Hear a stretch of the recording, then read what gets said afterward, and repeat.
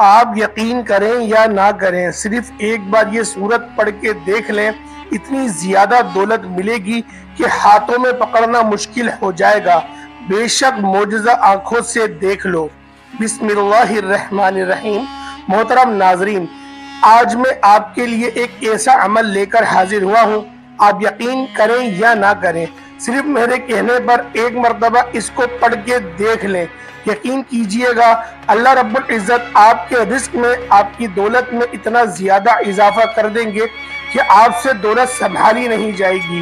اتنی زیادہ آپ کو دولت مل جائے گی کہ سنبھالنا آپ کے لیے مشکل ہو جائے گا۔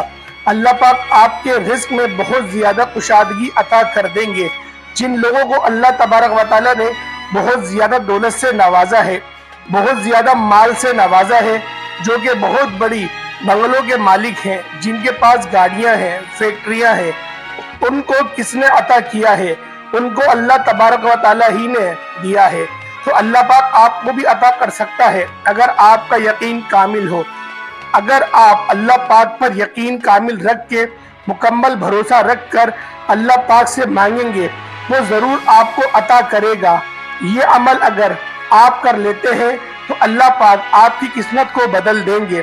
تو یہ جو ہم آپ کو وظیفہ بتاتے ہیں، یہ جو ہم آپ کو عمل بتاتے ہیں، یہ ہم آپ کو اپنی طرف سے نہیں بتاتے، بلکہ بزرگان دین کے بتائے ہوئے اعمال ہیں اور قرآن و احادیث سے ثابت ہیں، اور ان اعمال کو کرنے سے اللہ پاک قسمت کو بدلتے ہیں، حالات بہت بدلتے ہیں اور مشکلات جو ہیں وہ آسان ہوتی ہیں۔ تو جو بڑے بڑے علماء کرام، جو بڑے بڑے لوگ جنہوں نے کامیابیاں حاصل کی ہیں، انہوں نے انہی اعمال کو پڑھ کر اللہ پاک سے مانگا ہے اور ان کی مشکلات حل ہو گئی ہیں۔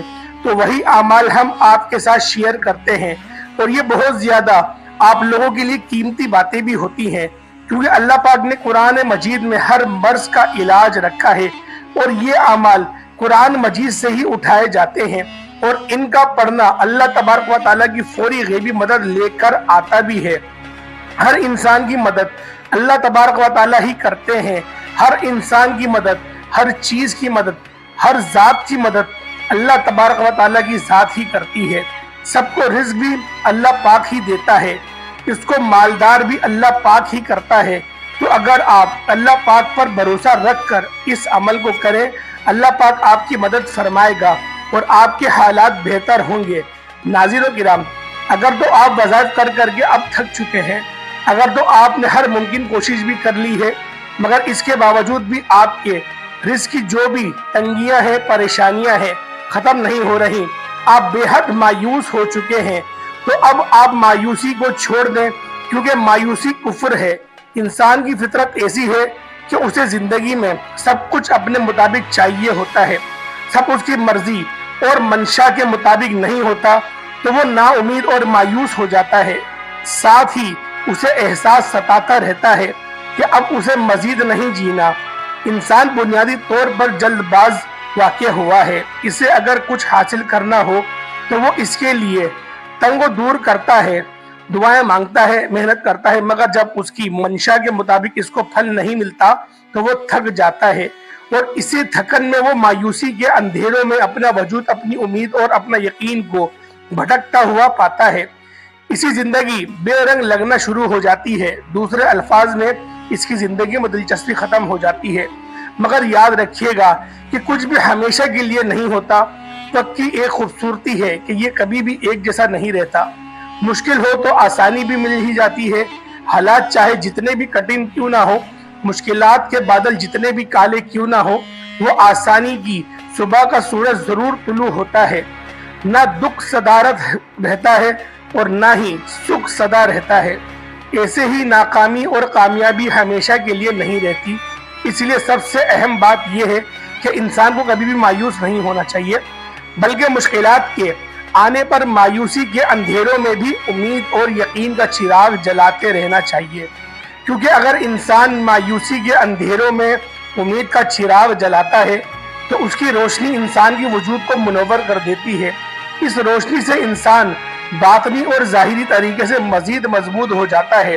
وہ سمجھ جاتا ہے کہ یہ ناکامی اور مشکلات وقتی طور کی اور عارضی طور کی ہی ہیں، اور وہ اس حقیقت سے آشنا بھی ہو جاتا ہے کہ یہ جو زوال ہے، یہ جو مشکلات ہے، سب انسان کی ہمت کو جانچنے کے لیے قدرت نے پیمانے بنائے ہوئے ہیں، کیونکہ یہ بھی حقیقت ہے کہ انسان اپنی فتح اور کامیابی سے اتنا مضبوط نہیں ہوتا جتنا وہ اپنے زوال اور ناکامی سے مضبوط ہوتا ہے۔ اس لیے ہمیں کسی بھی حالات میں مایوس نہیں ہونا چاہیے اور اپنے رب سے امید رکھنی چاہیے۔ بے شک وہ ہر چیز پر قدرت رکھتا ہے، انشاءاللہ وہ آپ کی تمام پریشانیاں حل کر دے گا۔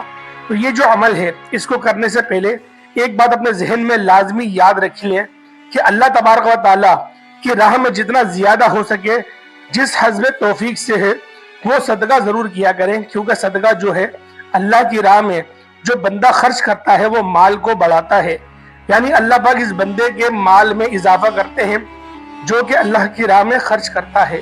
تو ناظرین، اسلام ایک مکمل ضابطۂ حیات ہے، لہٰذا یہاں معاشرے کے تمام طبقات کی بہترین اور خیالات رکھتے ہوئے اور ان کا خیال بھی رکھتے ہوئے زکوٰۃ و صدقات ایسے ہی احکامات ہیں جو معاشرے کی فلاح کا سبب بنتے ہیں۔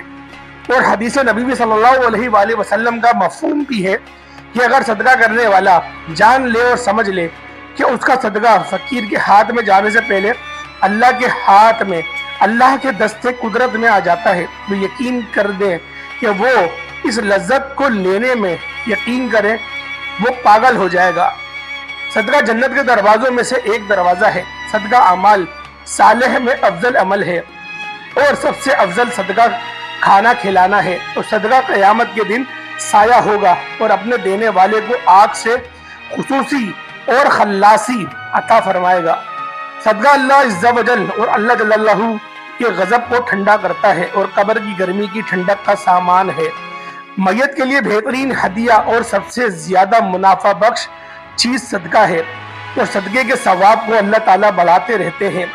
صدقہ مصطفیٰ ہے، نفس کی پاکی کا ذریعہ اور نیکیوں کو بڑھاتا ہے۔ صدقہ قیامت کے دن صدقہ کرنے والے کے چہرے کا سرور اور تازگی کا سبب ہے۔